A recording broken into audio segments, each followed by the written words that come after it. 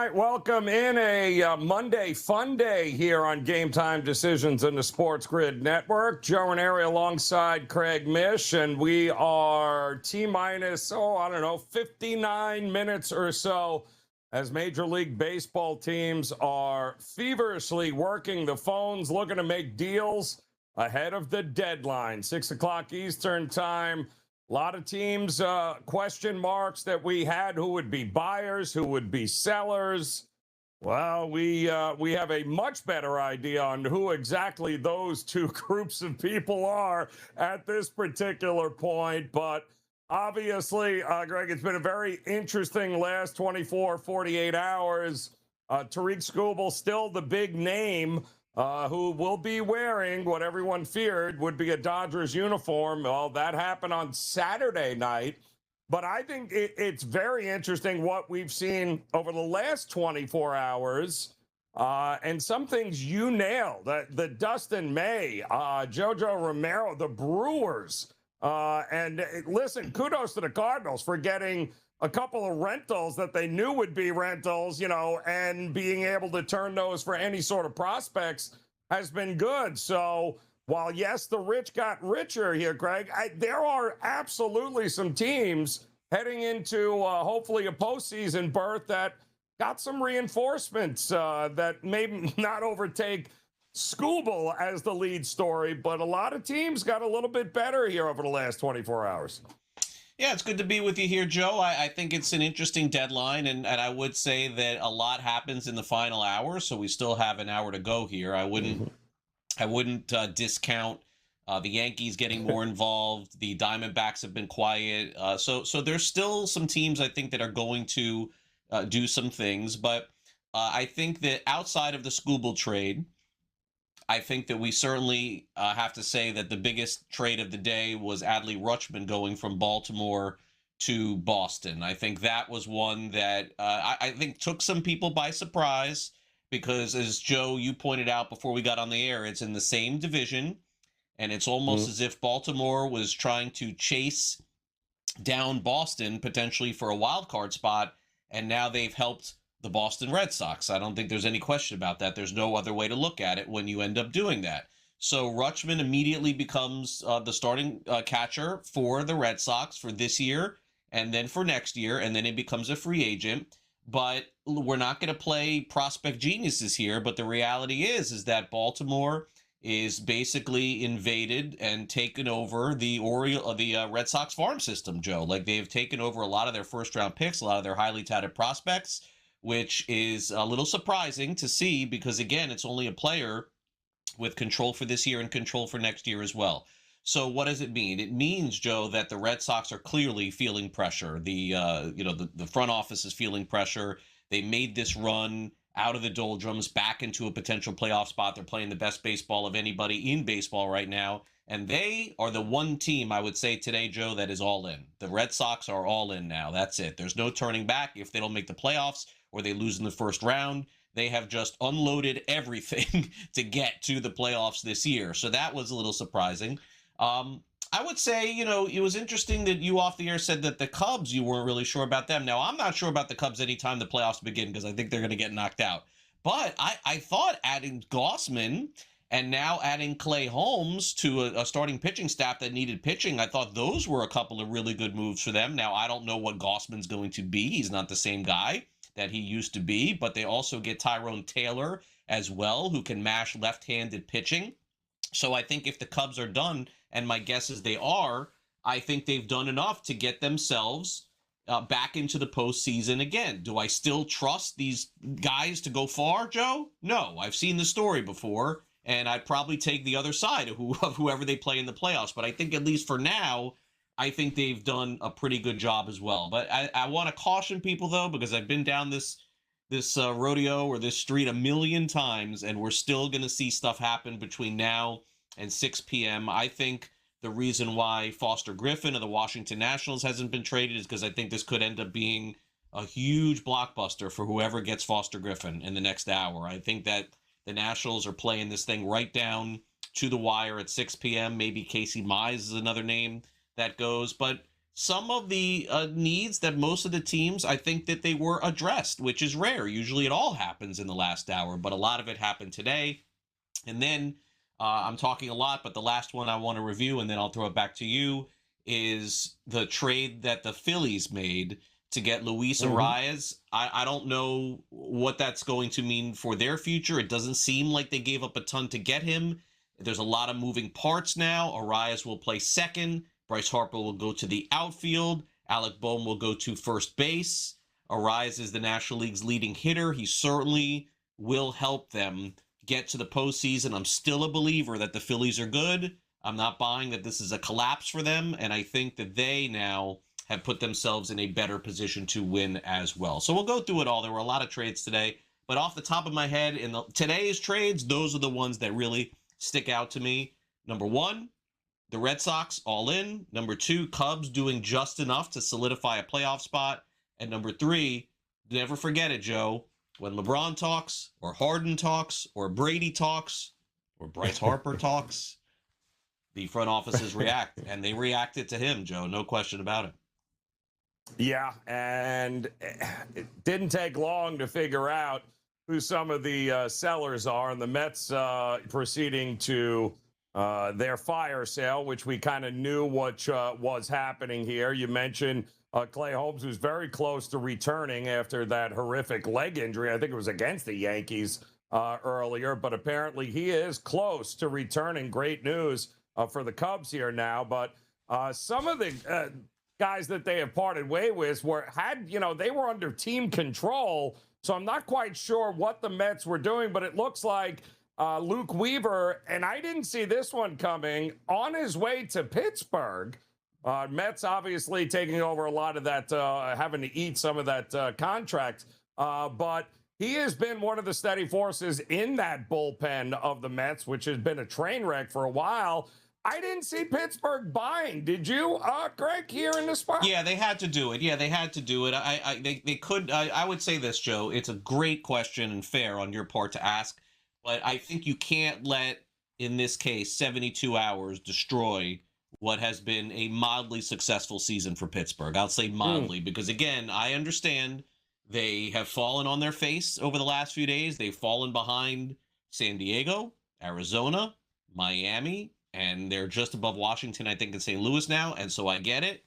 But just like Boston, in a way, there's a lot of pressure on that front office to win. They could not let this go by and not fix the back end of the ninth inning. So they got Weaver. They got Camilo Doval. I don't know that solves all their problems. Let's see what they do also in the next hour, because I did think that they were a playoff team, but you can't take away 20 home runs or 25 home runs from Ryan O'Hearn for 6 weeks and think all of a sudden you're going to replace him with just an average player. It's not going to happen. So maybe they would jump in the market and get somebody else as well. But your point is well taken, Joe.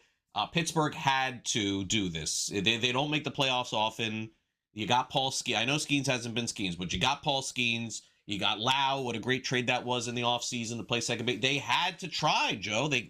That's not an organization that could just say, let's just reset it again for next year. Couldn't do it. Yeah. Well, we knew we were getting a lot of turnover from the Mets. You and I also talked during the week that likely the Giants would be getting a lot of turnover as well, and we've seen them also. I believe 5 in 4. Louis Ariz, you mentioned, Caleb Killian, Tyler Mahle on his way. Robbie Ray, also that's interesting. Right. Mm-hmm. Yeah, that's the real interesting one here. Eric Miller, by the way, still available, but looks like drawing a lot of interest there. But Robbie Ray to the Padres, another team that we said was going to need pitching, starting pitching, and goes from one pitcher's ballpark to even a better pitcher's ballpark, actually, at Petco. So interesting move here. We knew they'd sell the Giants. We thought the Padres would do something to address the starting pitching. They did. Will any of this be enough here still to take down the Dodgers, who once again have won the headlines? But did they really? Game Time Decisions continues here on the Grid.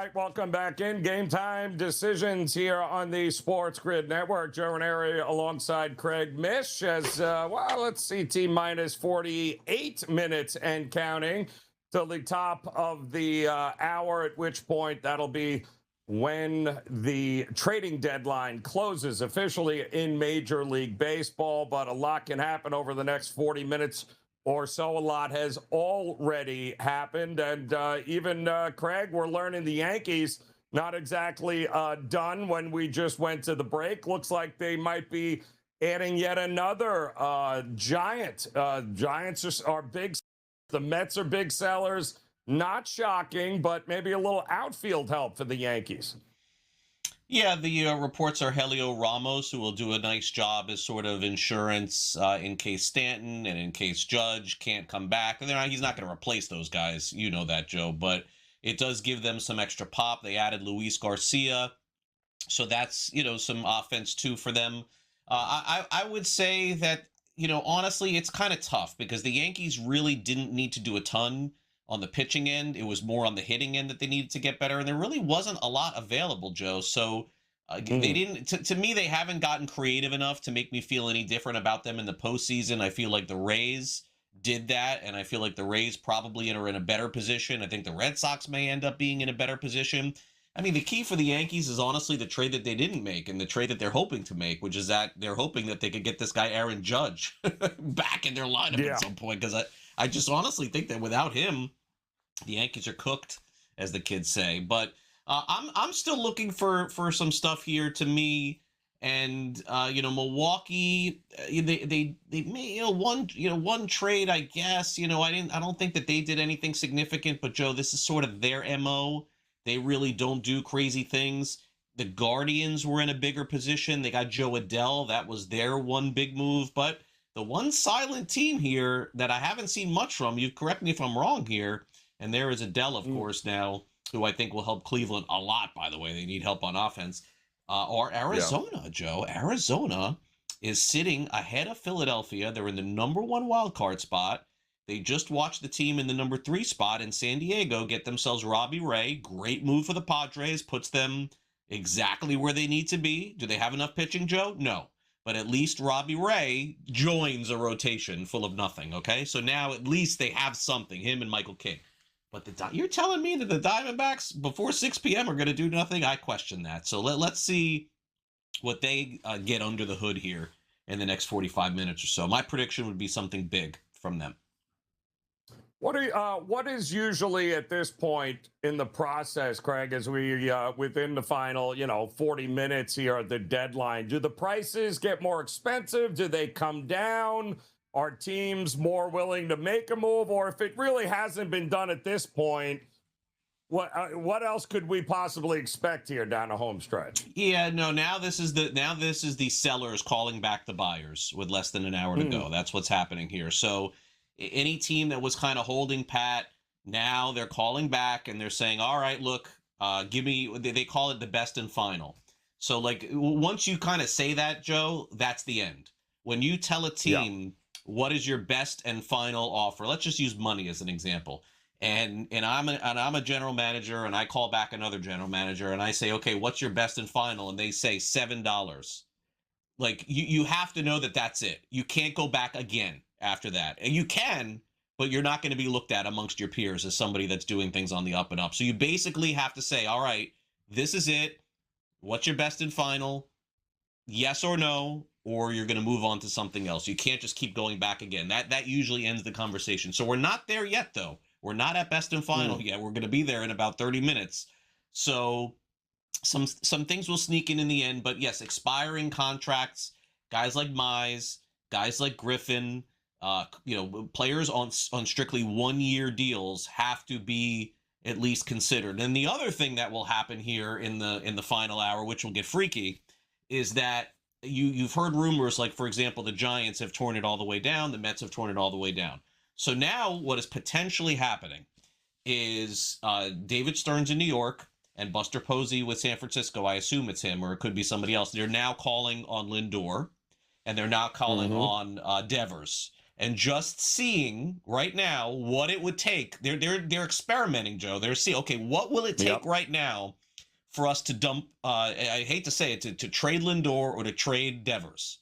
And then they get, and it may not happen, but now this sets the tone, Joe, for November and December. Okay, we talked back then. This is what you said. You knew who we liked. We know who we like as well. And then all of a sudden, you already have the framework for something potentially that can be done at the end. And that's when you see some of the national insiders or, people like me in the past report after the deadline, hey, here's a deal that almost happened, which really didn't almost happen, but could have happened because they were just talking about it. So sometimes that's what happens here at the very end. And you never know, man. You never know. What if some team, what if the Yankees, I'm using them, was to say, okay, we'll take Devers and that $280 million. And then what if the Giants say, you never know. Take him. You got him. Oh my gosh. Okay. Then you get a deal. But if not, maybe it's revisited again in the offseason to say, hey, remember when we had that conversation? And by the way, it's not like they don't talk in between those times, but you want to set the framework for players because the whole front office is going to weigh in on prospects and they have to do medicals and all of that stuff. So that's what makes it so much fun here at the end. Yes, I've seen crazy things happen at the end. Well, it's interesting because I think Rushman was not a name that we thought we would hear, certainly not moving within the American League East. But, it's one thing to say, hey, we're sending him to Milwaukee or we're sending him to Arizona, but to send him to your rival in Boston is interesting. And listen, it's not just Boston. It's not just the Yankees. Tampa, you mentioned, has been pretty darn busy working the phones and trying to solidify what they've got going on for a run at this in the postseason. So they've gotten some pitching, they got some catching help here. We'll go over exactly what Tampa is looking to do and what does it all mean for them. Is it a good day? Is it a bad? Are they done? I don't think they're done yet. I think they're still going to try. And it's good to see teams like Tampa going, listen, we're very much in this. I think getting Freddie Peralta and Liam Hicks and now Wells is done deal. Tyler Wells, I think very interesting moves here by the Tampa Bay Rays. But does any of it matter? Because, again, a guy named Skubal is heading to L.A. We'll talk about it as Game Time Decisions continues here on the Grid.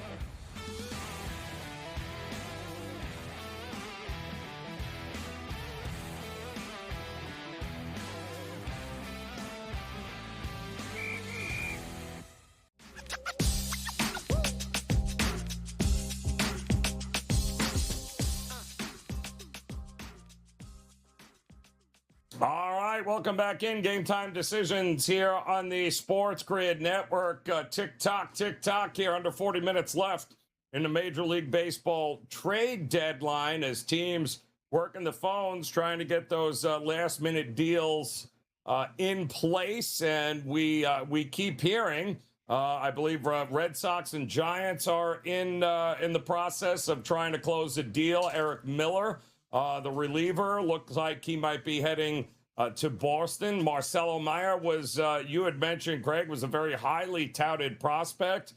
Could be on his way to the Giants. So the Giants are really lighting a match and starting from scratch here. And the Red Sox just keep bolstering here, get some of that bullpen solidified in the back end. And boy, oh boy, they you gotta appreciate teams that have just pushed it all in and said, you know what, it's now or never. It's interesting. Yeah, and look, I think the Giants are, kind of a case where it's a little fascinating to me, Joe, because the previous president of baseball operations there was the guy who came from the Dodgers, and Farhan Zaidi. And you may remember the Giants were very big on, and still are probably big on, analytics and making sure they restock their farm system and all that jazz like every other team. And then Buster Posey came in, Joe, immediately traded for Devers. Yeah. And traded away Harrison and a bunch of prospects.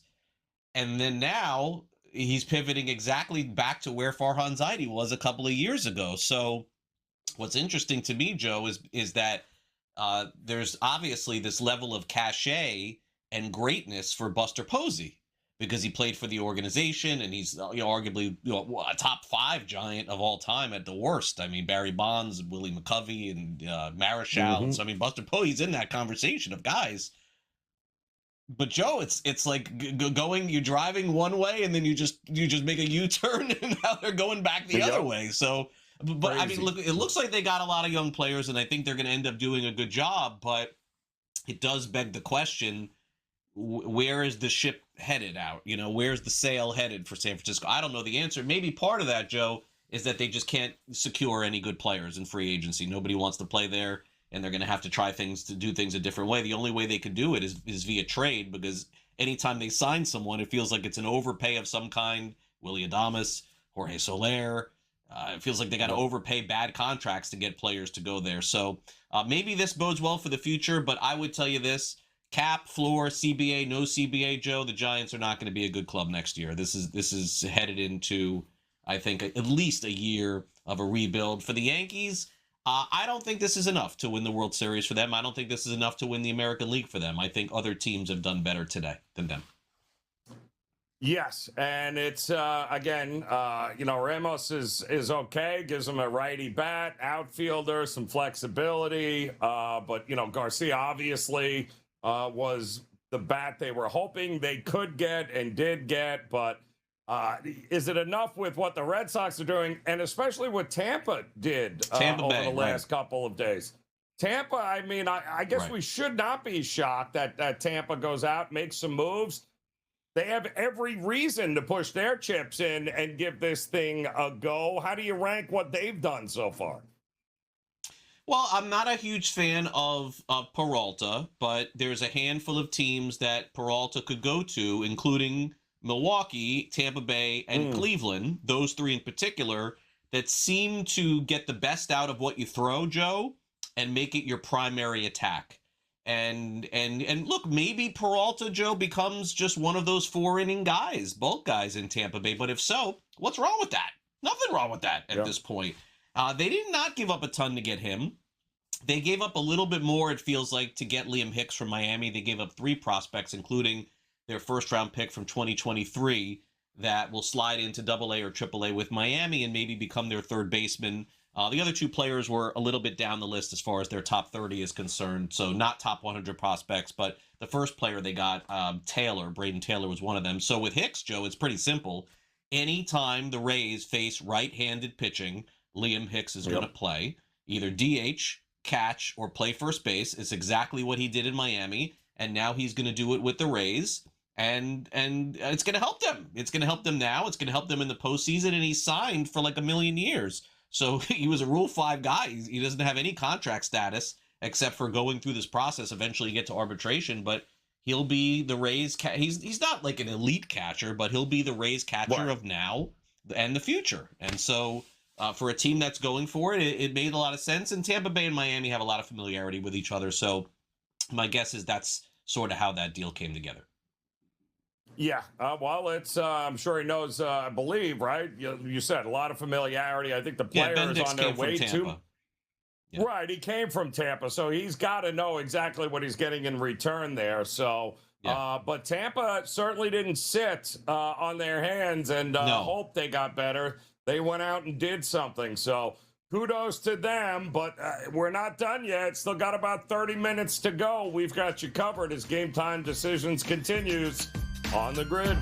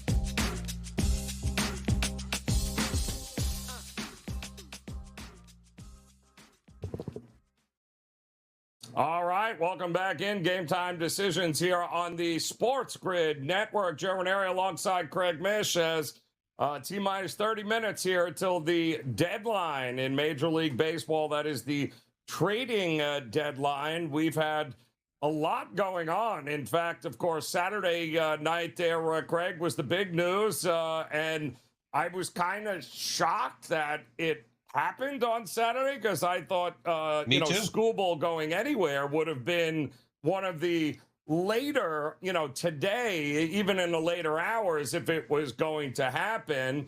And, well, we learned Saturday night, which is kind of crazy to me. And I don't know if did they think this was the best offer they were going to get? I'm not quite sure what the rush was with Tariq Skubal, especially to the Dodgers. But I guess it was more than enough for Detroit to say, yeah, sure, no problem. He's on the way here. But, of course, that's just giving everyone, 48 to 72 hours to stick a fork in Major League Baseball and declare it dead now, as if Skubal guarantees them to win another World Series. That's a lot more can go wrong than go right. I don't care who's on this team. And by the way, I mean, are they barely 500 since July 1st? So I would slow the horses on automatically giving them the championship. You know this, Craig. Anything is possible. There's a lot of baseball left to be played. But I didn't understand the rush to hurry up and get it done on Saturday. I agree, and with virtually all your sentiments. The other thing that I would say is that if you were ever thinking about betting on any other team to win the World Series outside of the Dodgers, your window is now open here for a couple days. You know, like this is it. The worst thing you could do right now is to take the Dodgers. The best thing that you could do is just take everybody else, because their odds are getting hurt by these silly people thinking that one player is going to win a World Series for them. I really don't have a full explanation for it. What I do know is that people who said that, oh, they traded him because he wanted to go there and get extended. We know that's not true. We know that's not true. He's going to free agency. He's got Scott Boras. The most ridiculous statement you could ever make is that. And then the other thing that you could wonder is that you're right. Why Tampa? Why Milwaukee? Why some of these other teams didn't go a little bit deeper in their farm system to get Skubal? Well, I would ask you this. Milwaukee is not quite done. I don't know that they've done enough necessarily to get over the top, but would you say that you'd be happy with what Milwaukee got? I think that you would say potentially yes. Hold on. I think we may have another trade here. So let me put the glasses on here. I'm getting a text there here. It is. So let me tell you. Oh. Aha. Okay. So there you go. All right. So Robert, I'm not taking credit for these. Okay. I'm not taking credit for these. Okay. I'm not going to do that here. If I'll take credit. So Robert Murray says, as expected, Joe, Foster Griffin has been traded and he's going to Cleveland. So that's my point. Cleveland, Milwaukee, Tampa Bay. They did not get Skubal, but it seems like they all did pretty good without getting him. So, and I'm not saying that these guys are Skubal, but the prospect capital that those teams, the lower market teams, they can't afford to give up those kind of players for a guy to pitch 2 months on a whim to maybe win the World Series. Like the Dodgers were simply in the best position to win. This is like the cherry on top.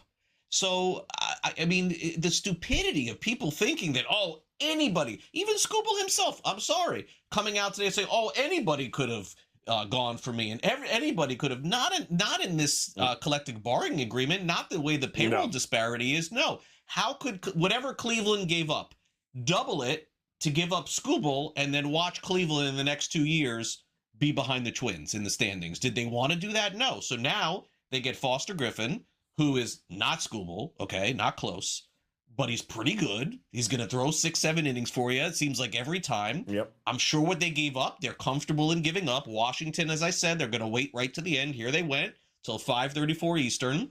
And that's the dynamic that we're living in Major League Baseball. It doesn't mean that the world is crashing down. And Joe, you said made the best point of all. It doesn't mean that the Dodgers are going to guarantee to win the World Series. No, it guarantees them getting in. It guarantees them probably winning the first round. It's going to be impossible probably to beat Skubal and Yamamoto and these guys in the first round. But you're telling me in a 7-game series, you'd be shocked that the best home team in baseball, Milwaukee, beats LA 3 times? I wouldn't be shocked. It's baseball. It's sports. March Madness. Yep. The best teams don't win. It's a tournament. It's the same thing here. So it kind of makes me crazy to see this sort of stuff. But I don't think a season gets canceled because of it, and I don't think this drives any point home or anything like that. The Dodgers are doing a great job operating how they're supposed to, and so is Cleveland, and so is Milwaukee, and so is Tampa Bay. They're being responsible about how they're operating. Joe, can those 3 teams predict if there's going to be a cap and a floor next year? We think so, but do we know? No. Of course. No. Yeah. And to your point, the idea that teams were, how can teams just let the Dodgers do it? There's only a handful of teams, one of them being the Yankees, who really had no need for Skubal in any way, shape. They had other needs. So there's only a handful of teams that actually could have offered up enough to compete with what the Dodgers were going to offer. But I'll say this, guy, I think this had a lot more to do, and I mentioned it last week to you. To me, this was more about he's not going anywhere to pitch against us in a 7-game series. We would rather give it up, give up the talent in our farm, which they have plenty of, but we'd rather go that route so he doesn't have to pitch. We don't have to beat him 3 times in a 7-game series. So the Dodgers, don't know whether they're going to be able to. This isn't about extending him. They know they're going to be in a total battle if they want to sign him long term. But that might not be their game. But I think the Dodgers are in a better place, not because Skubal is pitching for them, but simply because he's not pitching against them with anybody else. Come on, which I think it makes it a very interesting situation, right? Yeah. And now here we are at the end of the line with 30 minutes to go, and you could honestly say that with the two minor moves, and I'm not saying they won the deadline, but with the two minor moves that Cleveland has made, getting Foster Griffin to now pitch in a postseason game, maybe game 2, maybe game 1, but let's just say game 2 for them, getting Joe Adell from the Angels to help the offense, all of a sudden, you're looking at a team that decided we have a chance to win the division, and now we have a much better chance to win the division by making, and that's why Cleveland, Joe, is such a good organization. They're in it every year. They don't have to go out and get crazy. They still have Jose Ramirez and some other players teetering around 500. Yep. Moves like this is why they're in it every year. They may not win it every year, but they're in it every season. So pretty good move. A pretty shrewd move, I think, from Cleveland. I have to see what the return was, by the way, in that trade, too, I should say, because, boy, Washington's stacked now. Washington's getting so many prospects. The Twins also, according to Jeff Passan of ESPN, acquired Jeff Hoffman from the Blue Jays, who just told the reporters in Toronto that he was not going anywhere. I just saw this about 10 minutes ago. He is. He's going to the Twins. The Twins. What is the Twins doing, Joe? The Twins. Oh, my gosh. I don't know what they gave up. Maybe nothing. Poor Jeff Hoffman. One really, really bad appearance for Jeff Hoffman. Seems like it's derailed his career. I can't figure out what the Twins are doing, and I officially can't figure out what the Blue Jays are doing too, Joe. Maybe you can help me. Well, the Twins have been saying that they've been working on adding right-handed relief to the bullpen to bolster it there. You know, we had mentioned on Friday the left-hander A.J. Minter. They got him from the Mets. They got Kremer from Baltimore on Friday. Now they've just added Hoffman here, and all of this leads me to believe that Ryan Jeffers is likely going nowhere now because they're buying a lot. So Minnesota, you know, trying to help that worst bullpen in the American League, try to bolster that a little bit. If they got a need, they're addressing it. Will it be enough? Joe, let me ask you something, Joe.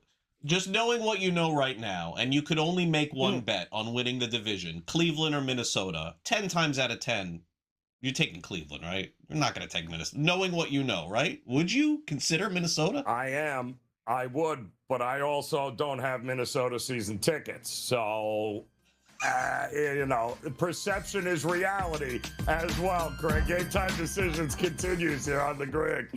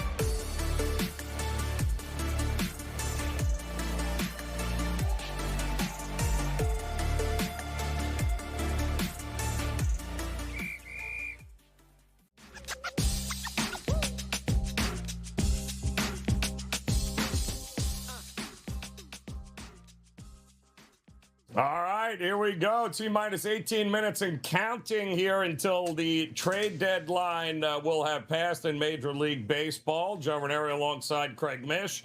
It's been an interesting last 6 or 7 minutes here as we've got the Twins adding more to their bullpen here, trying to make a run. You got the Guardians acquiring Foster Griffin from the Nationals. Any idea, Craig, on the cost of what these two moves? Nothing yet here. I haven't seen that. You know, another perplexing question, I guess, Joe, that I would have for you is that Houston ended up getting Dalton Varsho, so they got the outfielder that they were looking for. It's not a game changer for them, but it feels. Joe, the AL West. What did the AL West do? Stare at each other for I agree. 17 hours? I agree. I mean, Texas, didn't do much. Did Seattle even make a move? They got somebody. I can't remember off the top of my head. Maybe the guys will help us out here. I know Seattle definitely made one trade today. I'm positive about that. Well, they got rid of Castillo, right? Taylor Ward. They got Ward. Yes. Right. So it's a good move. Yes, it's a good move for them. He's going to help, and he'll hit 7 home runs or something between now and the end of the season. But the AL West is for the taking, and Houston did a little, and Seattle did a little, and Texas. I guess Texas feels they're done, huh? I mean, for these reports saying that they wanted to at least ask DeGrom if he would go, and now I see that they maybe wanted to ask Eovaldi if he would go. It feels like Texas just is hanging out, but you see the standings there. I mean, 1 5-game streak for Seattle or Texas or Houston, who just had a 5-game streak, could have put this thing away. And they really, I don't know, maybe they just like who they have and they feel like they're hanging around. But Joe, I will tell you this: if Seattle misses the postseason for all of this, there's gonna be hell to pay there. I mean, Texas at least has a World Series. Texas just won a World Series a few years ago. I know people forget, but they just did. It hasn't been that long. Seattle, no excuse. No excuse not to do anything in there. I'm still trying to figure out exactly what Toronto is doing here because I don't understand the Soriano trade. And they give up Gausman, they take Soriano, but Soriano is under team control for another year, which could be part of maybe they're playing the long game here. But the reality, or maybe they still have a chance of flipping him for something else. But it would seem like you just, removed one of your better back-end arms and closers there to the Twins for prospects. You got rid of Gausman. Now you got Soriano. What are they doing? I don't know what Toronto is doing. You and I thought, maybe Bieber likely going to be scratched tonight since he was a 1-year rep. Well, that hasn't happened. And by the way, Dalton Varsho is in Houston, is he not? They're playing Houston, so he just went across the way. Yeah, that's great. So he's likely walking down the other tunnel right now here. And you had said it too. They needed more left-handed hitting. They needed an outfielder. Dalton Varsho, like you said, is not going to put them over the top, but it's exactly what they needed and what they were hoped to adding.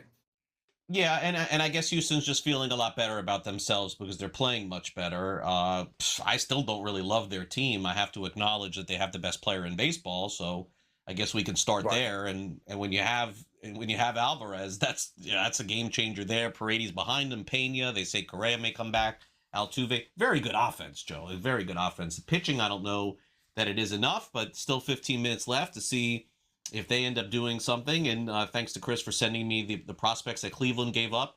I just did a quick glance at it. Doesn't look like they gave up a ton here, Cleveland. Looks like Washington went for bulk as opposed to one of Cleveland's best prospects. I don't see any of their top 10 or top 15 prospects going in return to Washington for Foster Griffin. That could be by design. We'll wait till Washington and Taboni, the GM, ends up talking about it. I don't ever indict these guys until they have a plan.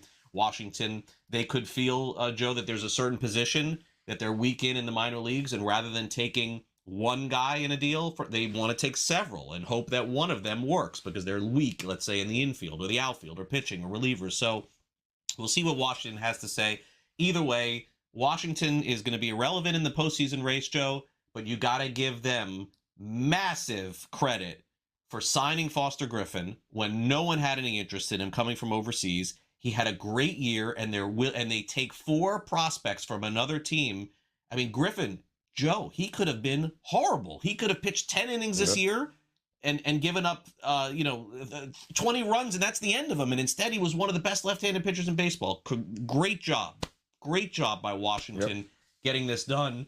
And I got to say, they're coming on fast, Joe. I mean, Wood, Abrams, I mean, to get themselves some pitching next year, maybe next 2 years, Washington is back relevant again.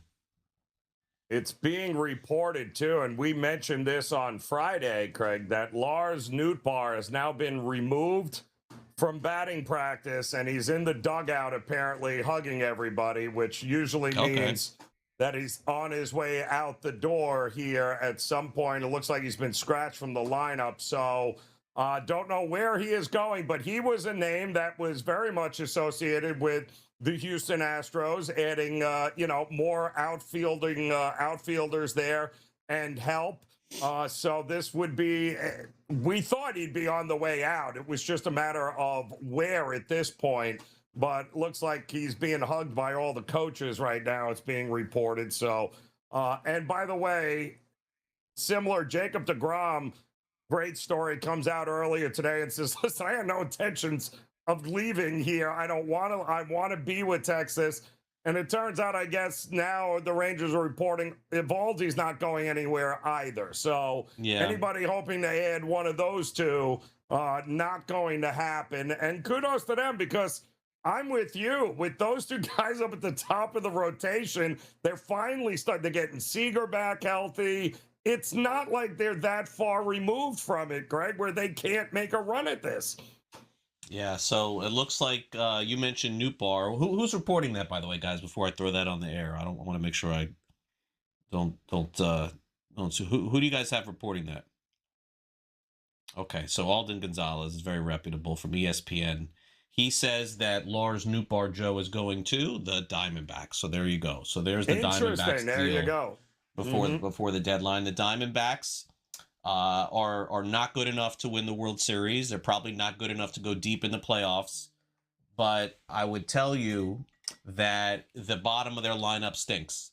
So this is a major ad for them. A left-handed bat that's going to bat fifth or sixth, especially against righties, may bat a little bit higher in the lineup. Corbin Carroll, Ketel Marte. That's not bad, Joe. The top of their lineup is not bad. No, it's not. They needed a little bit more. Always these snakes are sneaky here on trade deadline day. Remember this for next year too, 10 minutes before when they end up getting somebody. So it's not a deal I don't think that'll put them over the top by any means, but it doesn't surprise me. The Diamondbacks, it doesn't surprise me. So there you go. I mean, look, Arizona is behind the Cubs, and they're in the second wild card spot over the Phillies. 10 minutes to go to the deadline. I don't think it's going to end up that way. It never does. But Cubs, Diamondbacks, Phillies are the three wildcard teams. Right behind them, San Diego, Miami, and then Pittsburgh. I got the Cardinals. We don't need to talk about them, I think, for the rest of the season. And Washington, too. I'm saying, I'm actually, Joe, I will say, well, they traded Dustin May. Cardinals ended up doing the right thing. They traded their expiring guys. Yeah, they did. Yes, they actually did. We have some more news and notes coming your way here as Game Time Decisions continues.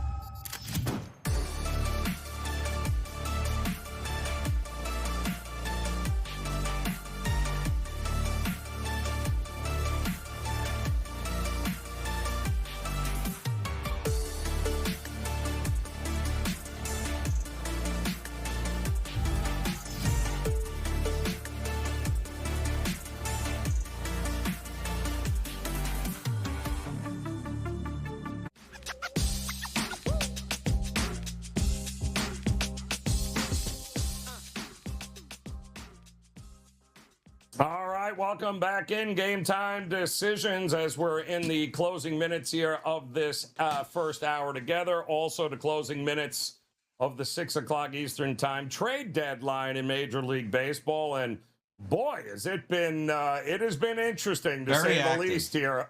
Yeah. And, you know, we talked about it during the week, Craig. We said it's either going to live up to the hype and it's going to be pandemonium, or it's going to be yawn fest and people are just going to sit down, but they haven't. Teams who are sellers have sold. Teams that have looked to buy have bought pretty well here across the board. I don't hate a lot of what we've seen so far. I think it's the right teams are selling. I still don't know, except for Toronto. I have no idea what they're doing, but I think for the most part, the right teams are buying who should be, and the teams that have sold off and said, okay, enough is enough, I think they're making the right decisions, like the Cardinals here. Yeah, I think that for the average fan who really doesn't watch baseball all that often, they'll call this trade deadline a dud. But for anybody that watches baseball, to see at least 100 trades over the last 24 hours, I mean, this was very, very active as it could possibly be, Joe. It felt like we had trades going on from morning till night today.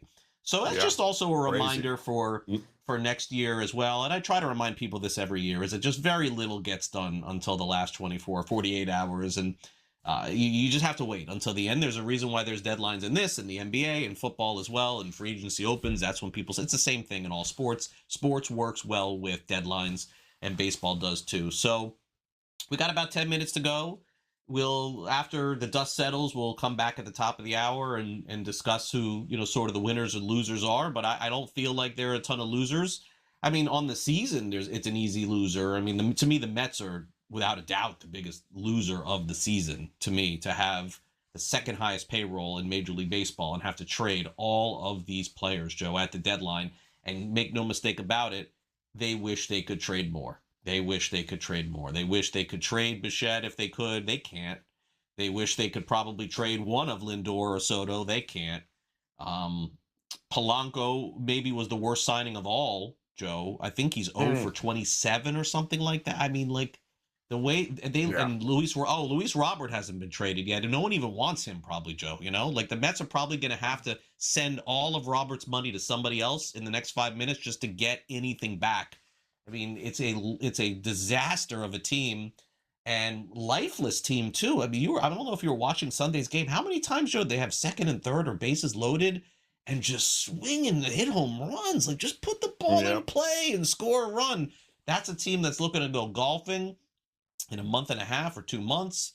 So I have to give the big L to the Mets this season, because they could have never imagined them being sellers, let alone selling off the entire team.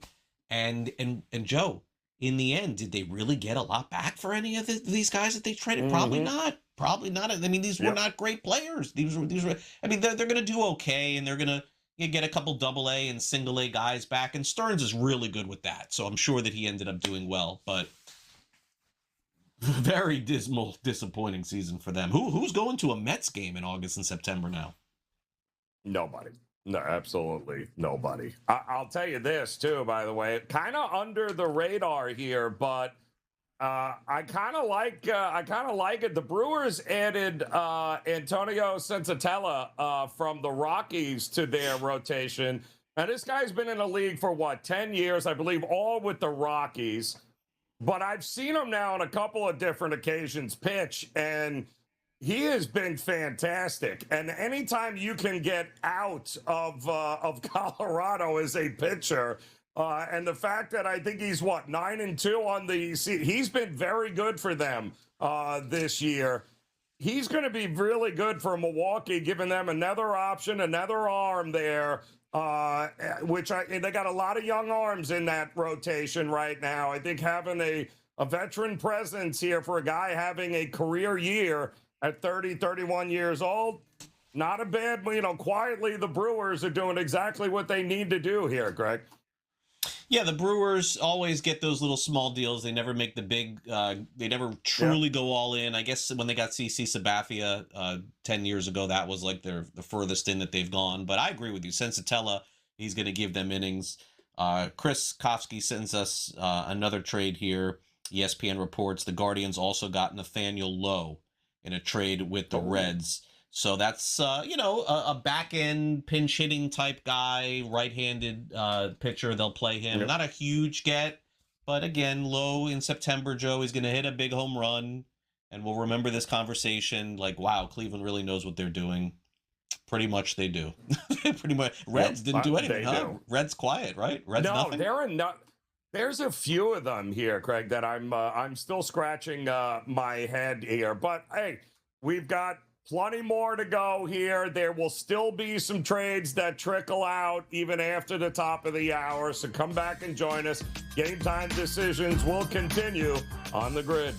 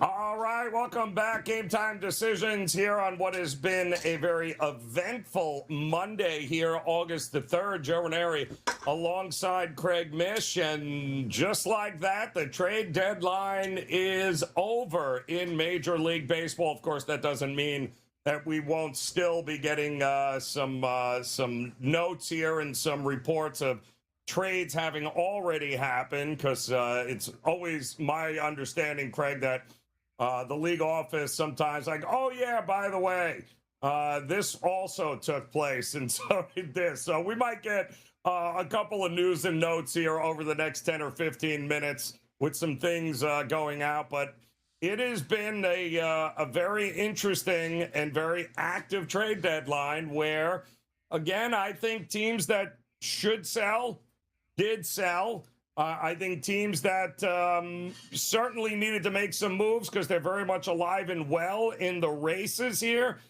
except for, again, a handful of teams where I don't know what the Kansas City Royals were doing. I thought they had some guys they absolutely could have could have sold and stocked up on from teams. It looks like Mize did not go anywhere after He did. Talk to me, Craig. What do we got? Where'd he go? He did. Okay, I told so you John they'd be coming out afterwards. Yeah, no, always. Yeah, I didn't want to interrupt you there. Okay, so John Heyman says, How about this one? Very, very good ad for the Padres. The Dodgers. The Padres. Okay. So now the Padres have Robbie Ray and Casey Mize in that rotation. So you knew the Padres were not going to stand pat there. So the Padres now have a couple pitchers, Joe. I mean, that's definitely going to help them a lot. All right, so He is not a guy that we said would sit on his hand. I think you would have been very misleading if AJ Preller sat on his hands and didn't do something to address the pitching, especially now since they've been the number one hitting team in Major League Baseball over the last couple of weeks. If they can finally start to hit, we know the bullpen's intact. They just needed some starting pitching, and not that JP Sears isn't good, but I mean, come on. They need a front end guy, and they got a couple of pretty good ones here. Yeah, the Marlins also made a couple trades here at the deadline, trading Connor Norby, who was their starting third baseman, actually starting first baseman to open up the season, and a relief pitcher named Aiden May to Colorado for a pitcher named Victor Vodnik. So Vodnik, I was wondering why they went and got him, because there really was no room for him. But then they just made another trade, and they traded Lake Bacher, who has been one of their late inning guys, to the Pittsburgh Pirates.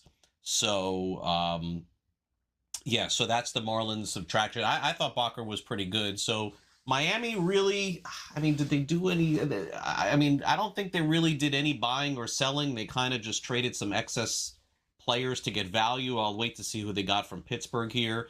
Vodnik was really good on the road, Joe, but in course, he was an absolute disaster. In fact, opening weekend, I don't know if you remember this, Vodnik gave up a walk-off home run in Miami to Owen Casey when the Marlins beat the Rockies. So anyway, more on the Marlins coming later, but there's still a lot of trades happening. I think, again, the last 5-minute takeaway here, Padres absolutely put themselves into major contention for the wild card, not for the division, Joe, but for the wild card. Right. So as this plays out here, with Miami kind of standing pat, I don't know. I think it's fair to say at this point, San Diego for this year definitely got better. Diamondbacks got better.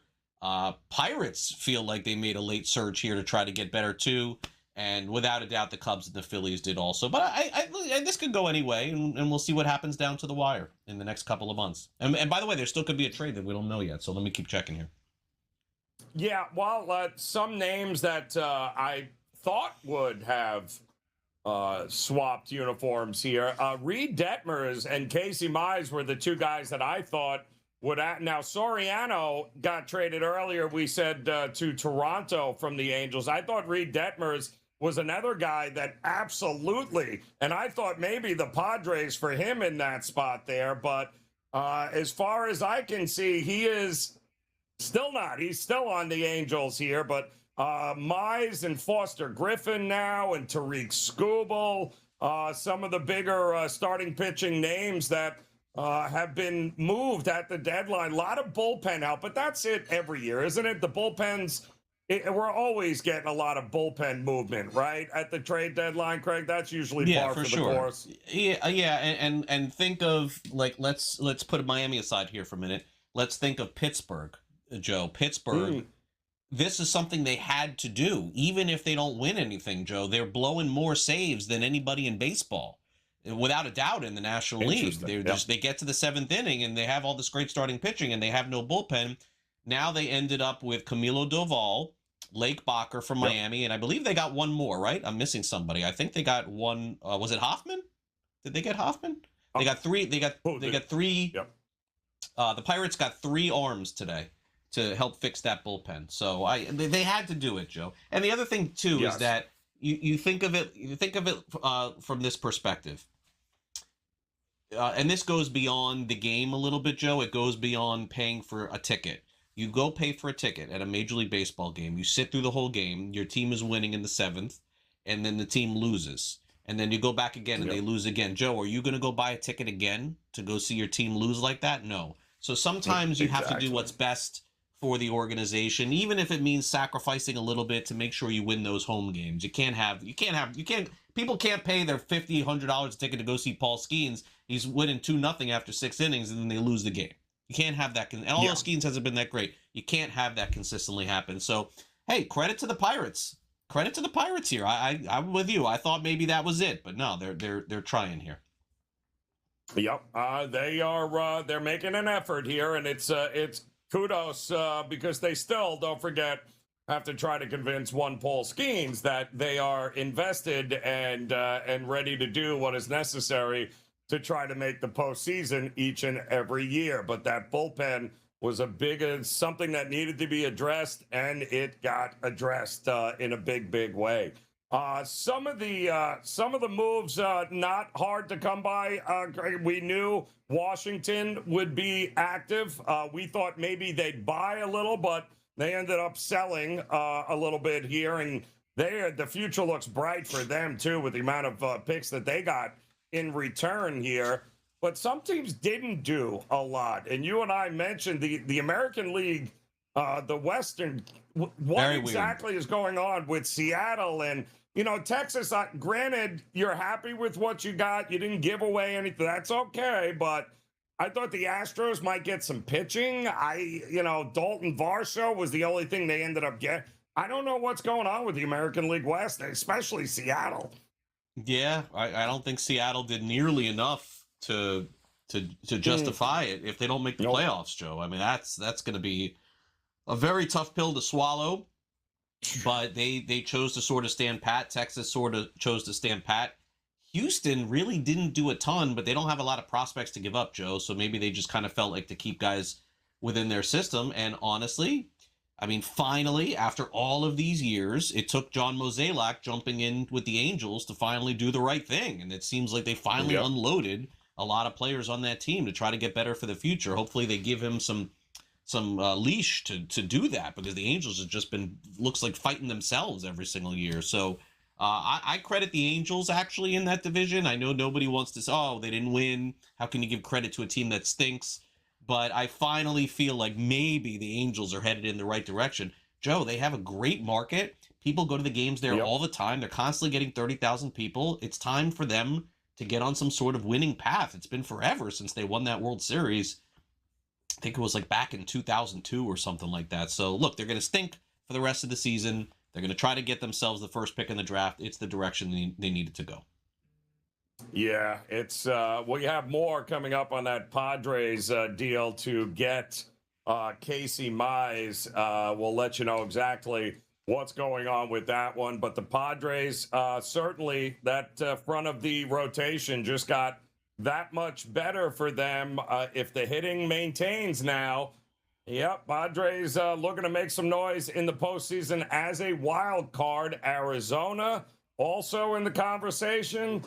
A lot of teams here. Got a lot of reshuffling going on. We'll go over it all as Game Time Decisions continues here on the Grid.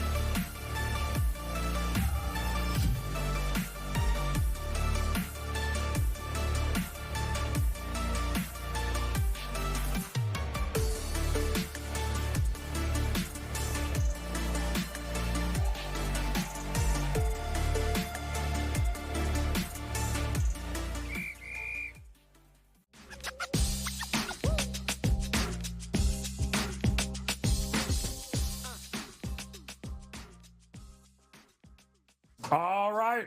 Welcome back in Game Time Decisions here on the Sports Grid Network as we try to make heads or tails of what's going on here as the trade deadline has come and gone in Major League Baseball.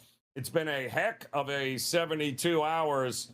We learned, of course, Saturday night there with Tariq Skubal going to the Dodgers here. It is now also being confirmed that Zach Nato and Reed Detmers staying in Anaheim here. Both had received plenty of interest at the deadline. And you had said, Craig, you give Soriano's gone. Hop had already been traded. You give the Angels credit. Adele, it is time it's time to start over. I thought they really could have, what a haul they could have gotten for Detmers and Nato, but apparently, I mean, I think Nano's under control until 2029. So there is still possibility trade aspect here in the offseason. And I believe Detmer is still under control for 2 more seasons. So I wouldn't say they're Angels for life, but the asking price and what they were offered just wasn't enough. But yeah, we'll see what happens from there. But the bottom line is, some teams got pretty good here and start in the American League East. I think Tampa got better. I think Boston got better. I think Baltimore, I don't know what to make of Baltimore except that not for this year, right? It's over. No. I think for this year, Baltimore and no catcher for the Yankees, right? I don't think Adley Rutschman was going to get Baltimore to the postseason, but they certainly don't feel like. I mean, I gotta say, everyone must feel very safe in Baltimore right now with their jobs because they didn't do anything to help themselves this year. Feels like they're gonna run it back. Toronto didn't completely tear it down, but Toronto's not making the postseason this year. And then who am I missing? Are they last, Toronto? Is there another team in that division that I'm missing? Or that's it? I mean, okay, Tampa, so that's Yankees. it. Tampa, Yankees, Boston, all pushing forward. Baltimore holding, Toronto subtracting, but not all that significantly. Maybe holding out to slight hope that they can make a big run. So I would say that's the direction there. For the Central, I think, again, with all due respect to Minnesota, a little bit of fool's gold with these trades that they're making here. I don't think they're going anywhere. I think Detroit is kidding themselves if they think they're going anywhere now. That's it. They traded Casey Mize. They traded Skubal. That's the end of Detroit's little run. And I put Cleveland in the driver's seat here, Joe. I put Cleveland in the driver's seat for that division. I don't know what their odds are, even if it's minus money, but that's the team that I would go for. And then out west, very peculiar and odd. I think the Angels are winners today. They finally got Artie Moreno to give up some players, Joe. They finally got him to allow someone to make some trades, so good for them. And between Seattle, Houston, and Texas, I still think it is wide open for the division. There are 50 games left, Joe. There are 50 games, and these teams did like nothing. So Houston right now is the favorite. I think it could be Seattle. I think it could be Texas. I think coin flip that division right to the end. Yeah, it's going to be interesting. You and I have been saying it. The American League is an absolute mess compared to what the National League is. But we also thought for sure in the National League East that, the Braves wouldn't make the splashy move, but they would make some moves that would, what they felt, it's very well-run organization, what they felt they needed here. They didn't do a whole lot to address, I guess, the starting pitcher issues that they have had with injuries, but outside of what they have, I guess the Braves feel they have enough to make a move here. Yeah, the Braves, I don't know that the Braves necessarily did enough. And so there's, Alex Anthopoulos is really smart. I'm going to guess, Joe, that they just feel that their injured players are coming back. I don't, that's the only thing that I can kind of come up with here is they feel really good about Schwellenbach and some of these other pitchers and players coming back to help them. They didn't make as many moves as I thought that they would make, but the Lane Thomas move, I think, will help them a little bit. Their bullpen has already been great. There's really no reason to mess with that bullpen. And I think also from Atlanta's point of view, they're probably looking at the division and saying, you know what, we're better than Philadelphia, and we're better than the Marlins probably right now. They probably feel that they are. and they know it's a tournament, so they get into the tournament and then see what happens with. And they really didn't have to give up a lot in this deadline too. So I did think the Braves would do a little bit more, but I'm going to bet that they just think that they're good enough right now to win that division without having to tinker too much. Yeah, exactly. And the way they have been playing now that Acuna is back and healthy again, fingers crossed. You know, if they'd ever get, Riley back to hitting would be fantastic. But yes, they are ready to go into the final 50 games here. Now, that begs the question, did Philadelphia do enough? Do you like the move with Philly? Changes the defense. Louis Urias, listen, he's not going to jack up 20 home runs between now and the playoffs, right? But he certainly will create some traffic on the base pass, won't he? I think that Philadelphia, Joe, is super dangerous because of the pitching that they have. They have amazing starting pitching that in a wild card series or a 5-game series, you could absolutely see them going far. The problem is, Joe, we've thought this now for 3 years in a row, and they've fallen flat. But the way that they're built with these little moves that they made, I personally didn't think that they had to do too much. I honestly think, Joe, they're in a slump. They're in a slump. Every team goes 4-11, you know? And I kind of think that's what happened. Again, I watched the games that they played against Miami. They should have won them. They didn't. You know, Duran, he doesn't blow saves. He blew a save. They were up 6-0. They lost the game. And they lost the next game where they were up. They lost 6-4. I think there's a lot of panic in Philly. I think they're going to be okay. And I think that the ads that they make will get them to the postseason. I feel like coming out of today, I feel confident in saying, and again, I think the Cubs can collapse. They've collapsed before. But I think Chicago makes it, and I think Philadelphia makes it. And I think that last wild card now, I hope Miami stays in it. But if not, I think the last wild card comes down to San Diego and Arizona. And boy, if you're a Padres fan right now, you got to feel pretty fired up now. You're getting to go see 2 really good pitchers that they didn't have 24 hours ago. Yeah, no, and front end of the rotation kinds of guys too, which is great for them. So, you know, heading into this trade deadline here today, I believe 21 Major League Baseball teams within 4 games of a wild card spot here. So a ton of teams had the opportunity to make some moves to try to bolster their position. Winners and losers, we'll keep telling you about them as Game Time Decisions continues here on the Grid.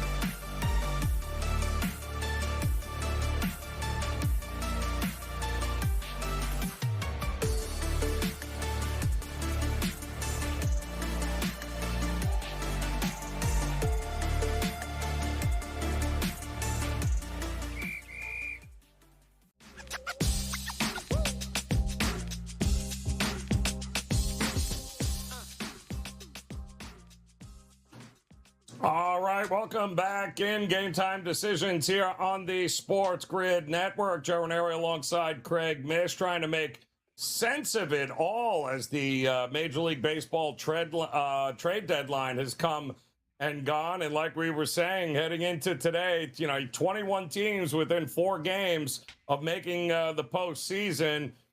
We thought it would be a little busy. It was absolutely busy here, and some clear winners and I guess some clear losers, especially when it comes to the fan bases. I don't know how you're a couple of years removed from 101 wins, Craig, and how do you sell to the Orioles fan base that it's fine?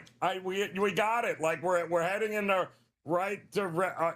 Are they? Or should we be losing faith here? Man, this is a tough one because this is a great baseball city. It's a great baseball town. And, you were talking off the air before the show, and I was really thinking about it. It's true. The Orioles did go through a lot of losing for the future. And I got to tell you that I felt like they were coming out of it. And on paper, they were winning. They started to win. They were a fun team, with Gunnar Henderson and Colby Mayo and Rutschman, who they just traded. And they drafted Grayson Rodriguez. And I was thinking, like, this is a team that's going to win 90 games perennially, and if not, maybe in the 80s at least. Maybe they'll make the playoffs sometimes, maybe not. And it just never happened. Colton Cowser, so many of these young guys, it was like, oh, the Orioles have everybody. How do they have so many prospects? And they did, and they never really came out of it.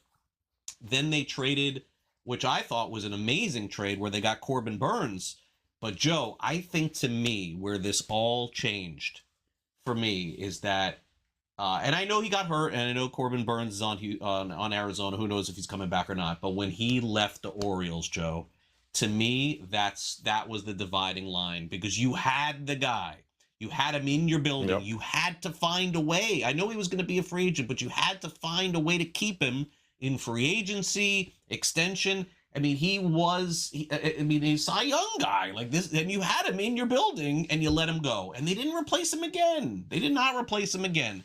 You can't win in the big leagues with 1.5 starting pitchers, Joe. You can't do it. It's not possible. No. And even though I've said, different things about AJ Preller, okay, with San Diego, and sometimes some screwy things are going on, you got to give that guy credit.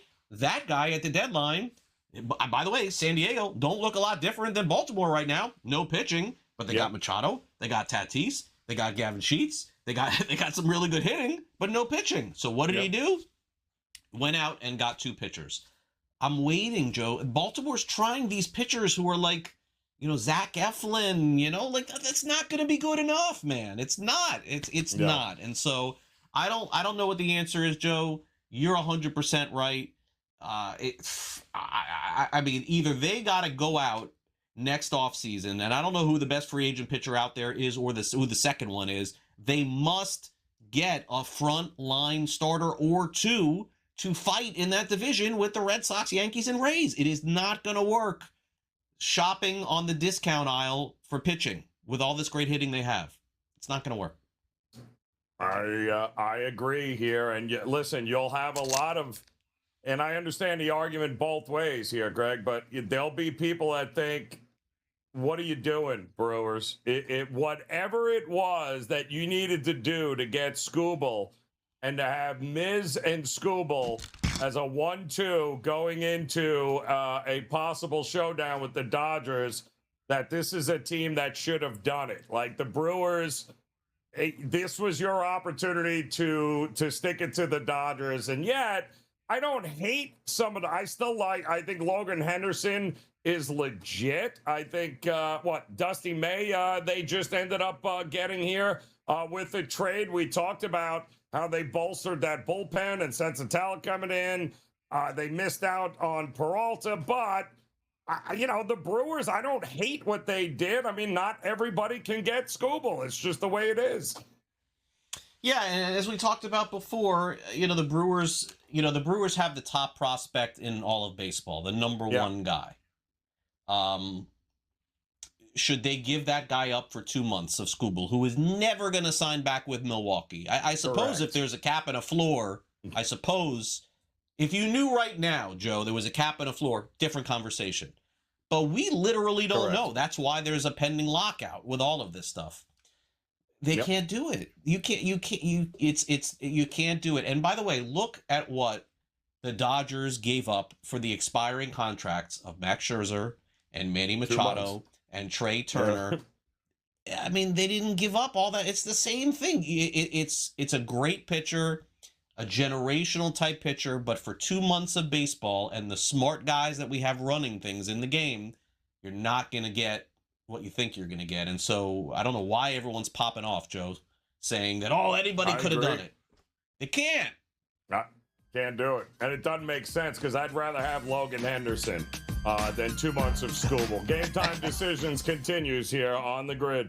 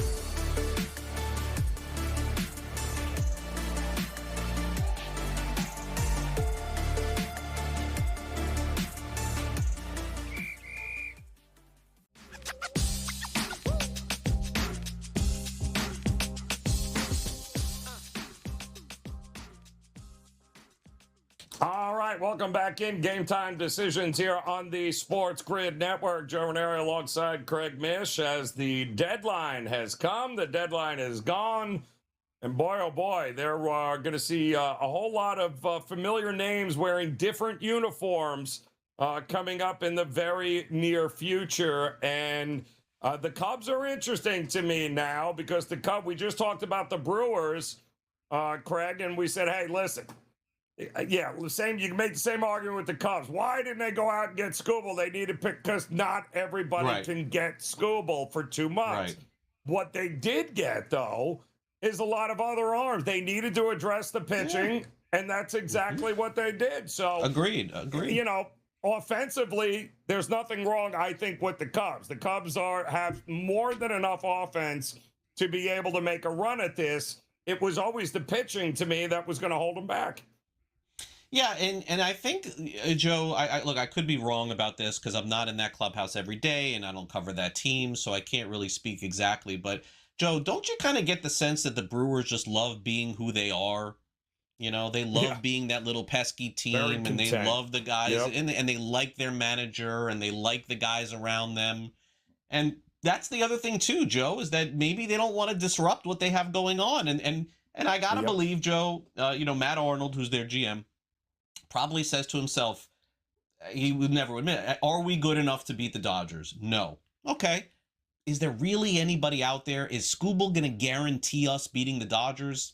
No. Right. And we're probably still not good enough to beat the Dodgers because guess what? Scooble's going to pitch one time in a 5-game series or so the Brewers just, look, we're going to indict them if they get knocked out again in the postseason. And then next year, where they're going to start off in April, they're going to be 12-14, and we're going to go, oh, maybe this is the year. And then they're going to come on and they're going to win again. But baseball's a business, Joe, and you got to fill seats. And if the Brewers, Joe, I got news for you. If they're one of the best home teams in baseball every season, they're going to sell out almost every game. People want to go. They want to go see winning baseball in Wisconsin. You know, this is not like living in South Florida or Tampa where there's a million things to do. What are you going to do in Wisconsin? You're going to the games. You're going to Green Bay. You're going to Milwaukee. You're going to watch football, baseball. And you got to build yourself that way. So, you know, Brewers would love to, at the end of the season, look back, hang up a pennant that they won the division, win a round in the playoffs.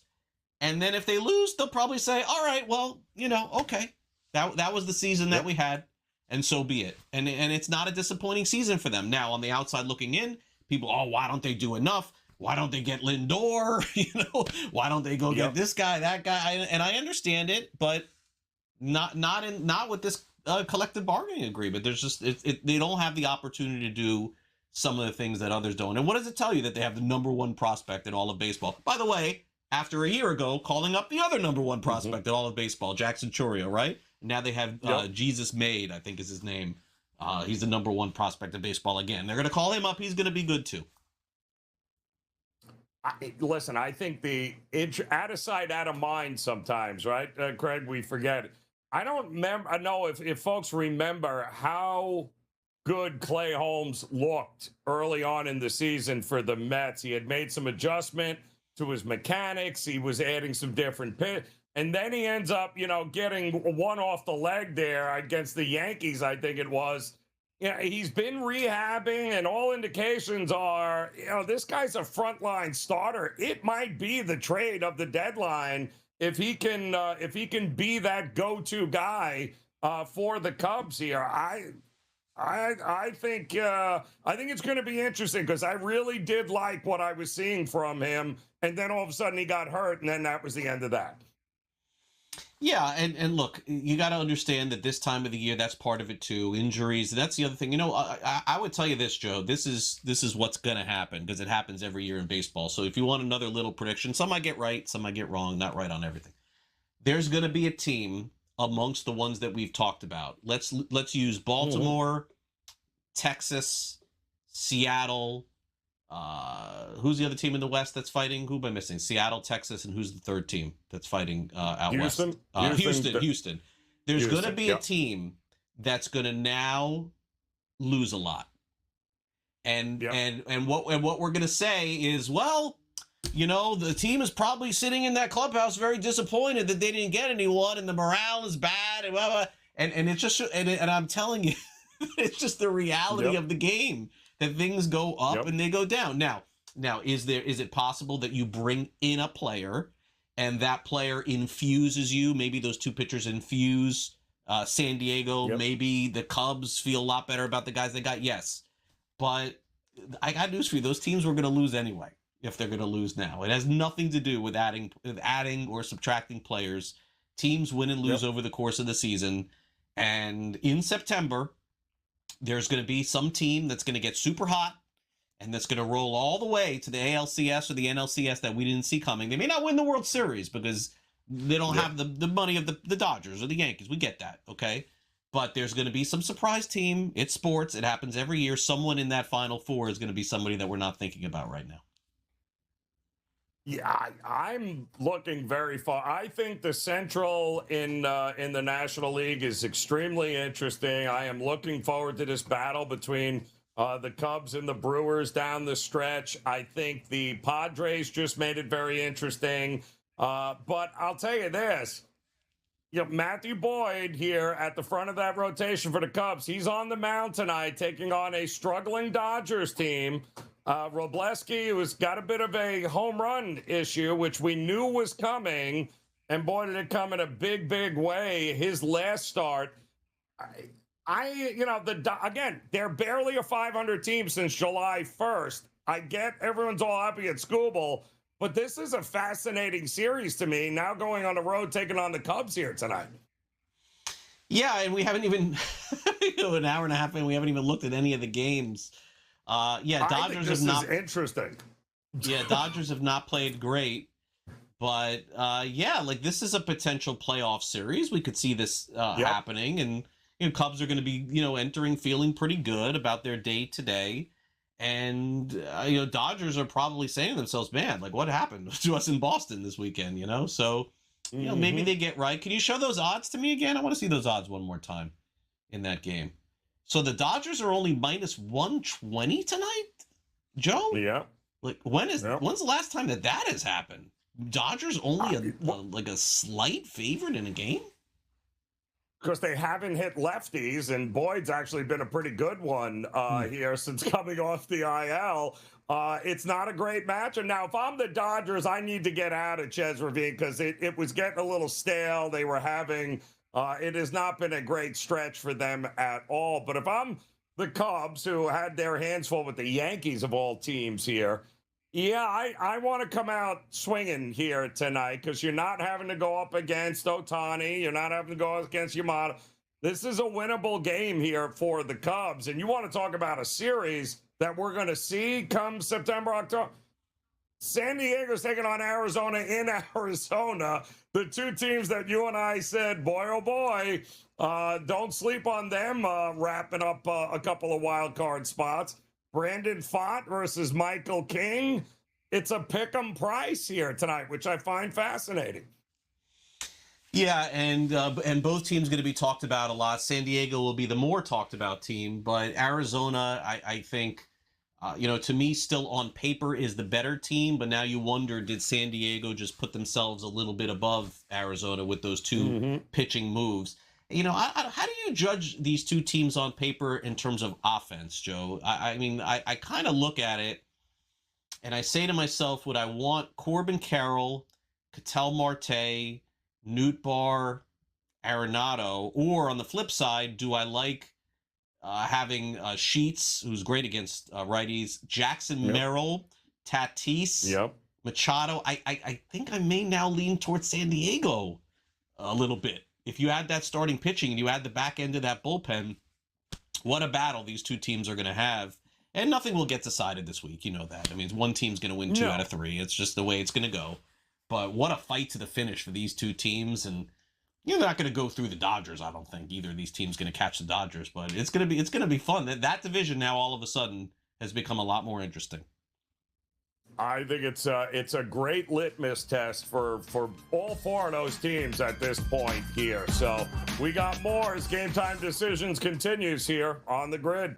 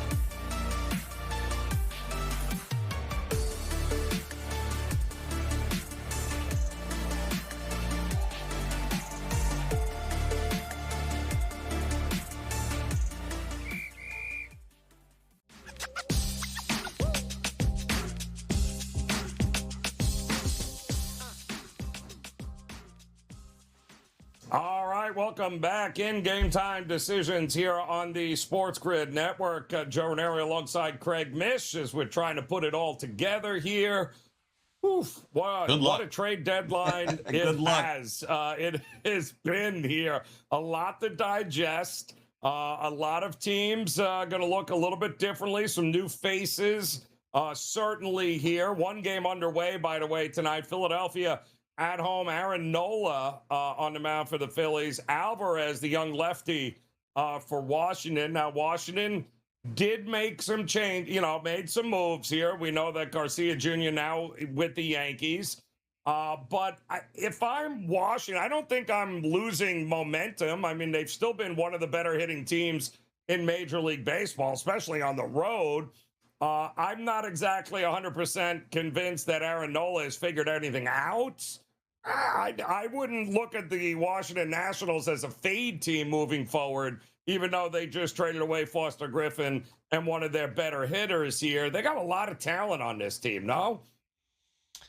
I would be a little concerned on the wins and losses side. I would, Joe, for Washington. They can't be feeling really good right now. They just lost 4 games in a row to Atlanta. They just traded their third best hitter, best pitcher, on a staff that really didn't have a lot of pitching. I would not be surprised to see Washington now be one of the worst teams in the National League the rest of the season. Ooh. Now, that doesn't mean they're not going to win some games 11-8, okay? Because that's going to happen too. But I think they just took a major step back, maybe one of the biggest steps back in the last week. And by the way, the right move for them. Yes. Teams like St. Louis, Washington, Toronto, that were not Texas, Detroit, that were unclear a week ago are now crystal clear. Those teams are playing for next year. So there's not going to be a sense of tanking, I think, with these teams, Joe. But Washington did not expect to be anywhere near this wild card chase like they are now. Maybe you are right. Maybe their offense is just that dynamic that it's going to keep them in a lot of games and maybe help them win a lot of games.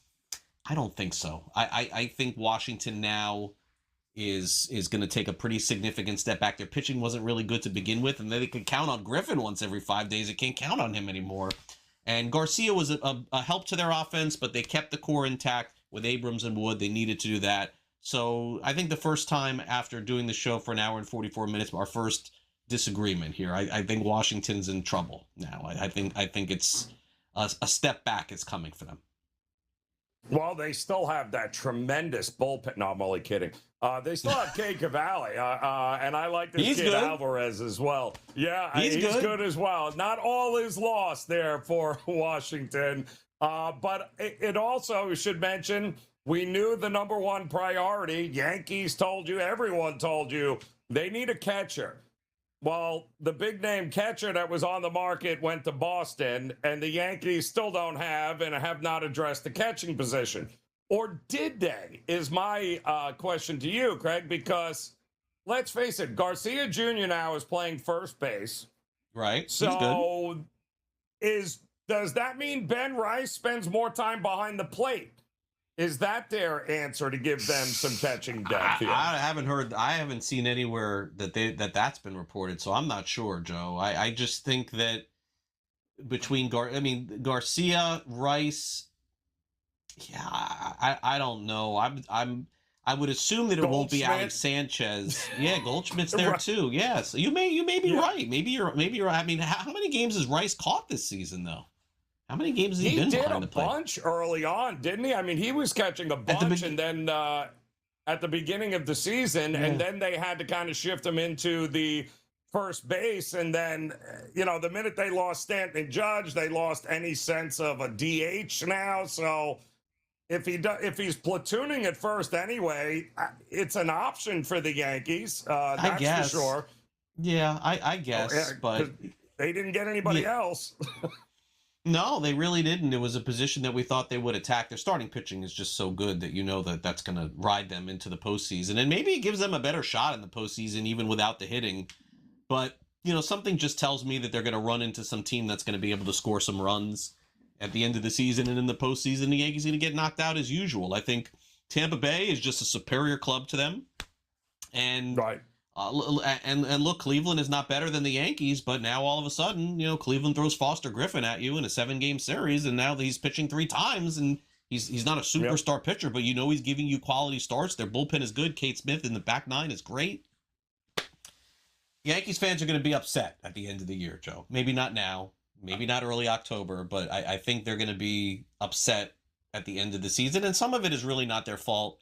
But I just hope for Yankees fans next year that they are not going to have to count on a healthy Judge, a fully healthy Judge, a fully healthy Stanton. I mean, it's just not realistic. These guys have been hurt like over and over. I mean, Stanton or Judge just put together 2 or 3 magnificent years. He's going to be a Hall of Famer when it's all said and done. But big dudes get hurt. And Stanton's played, I think you brought it up, half the games that he's played since he joined the Yankees. Half? 50%? Half. I mean, think about that. Yep. And that's why I think this Rushman trade is going to be very interesting for Boston because A, he's going to be a free agent in another year, but B, guys that play hurt, get hurt. I mean, he shouldn't be a catcher for the rest of it as far as I'm concerned, right? I mean, Greg, if I'm him, I'm looking to play him someplace else because catching is not longevity. There's nothing long about. He's already a train wreck and a hospital, a MASH unit. You can't keep throwing him out behind the plate here. At some point, you got to figure out a different position from him. Agreed. I hope it works, but I don't know. I think it's nice name, but I don't know that that's going to work for Boston. So if Tampa Bay plays New York in a 7-game series in the American League Championship Series, would you take the Yankees, Joe? I know your heart would. Your money? If they're home.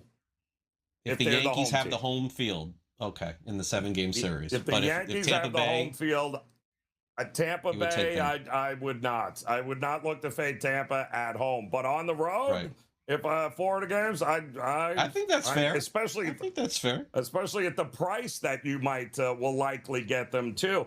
I think the one big equalizer is going to be, Craig, the Yankees have one card up their sleeve.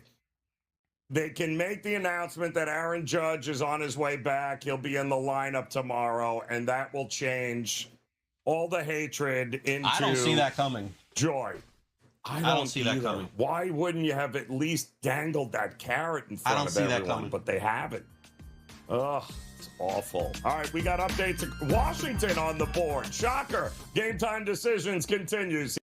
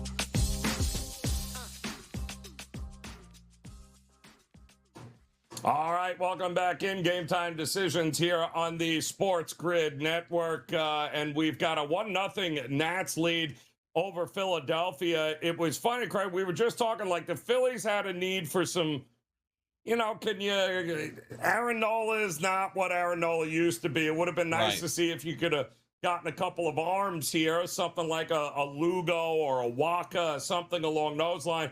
But they did get a second baseman that now requires, 2 or 3 other guys to play a totally different position Luis now. Luis Arias, yeah, moving guys around.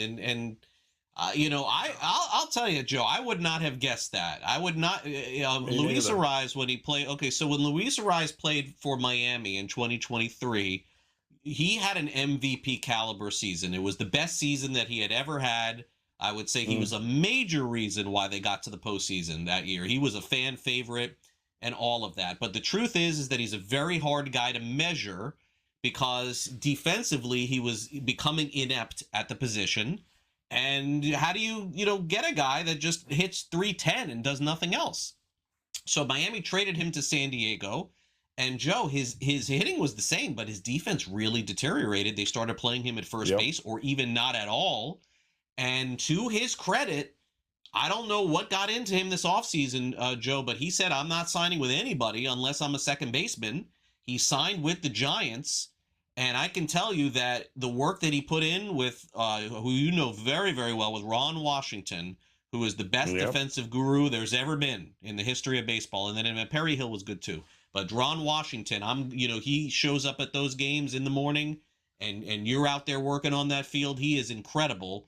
And he got Luis Arias to be an average second baseman again. Like, not bad. Like, he was not good, Joe. But he got him to be an average second baseman to the point where he has rebuilt defensive value. And so the Phillies are going to give him that chance again. But let's also keep it real, Joe. If it doesn't go well, they have some options. They can play him at first. They can put Harper at DH. They can move Schwarber back into the outfield a little bit. So let's look and see how this thing goes, and not like put it in pen. Maybe it's in pencil, and see how the next month or so goes with Arias playing the position. But I gotta say, to Luis's credit, and I've known him very well now through the years, he really worked on his defense. He got himself better. He didn't get a great contract with San Francisco, Joe. I have a feeling he's not going to get a great contract again this offseason. Probably another one-year deal. The game just doesn't value Rod Carew and Wade Boggs like they used to, and Tony Gwynn. That's who he is. It's not for it's for the 80s and the 90s. It is not for this day and age of baseball.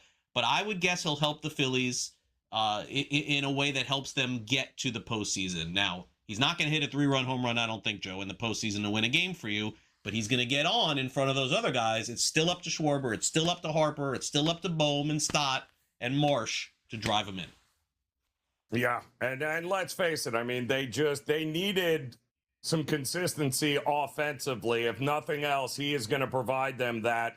Listen, it's great to have Schwarber leading off with a solo home run. But can we get somebody like in front of Schwarber that can actually get on base? That would be fantastic, and that's exactly what he's going to do. By the way, I think the first 3 guys have now struck out for the Phillies: Turner, Schwarber, and Harper. So, way to go. 1-0 early in that one. Yankees and the Cardinals coming up here, which I think is going to be interesting.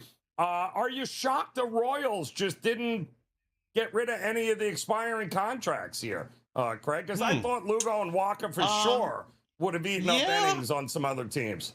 Yeah, I guess so. I mean, look, I don't know what's going on with the Royals, so I can't speak to their situation, but I would be, if I'll put it this way, if I was in the front office of the Royals, Joe, I'd be a little bit worried if I was not able to trade players that needed to be traded.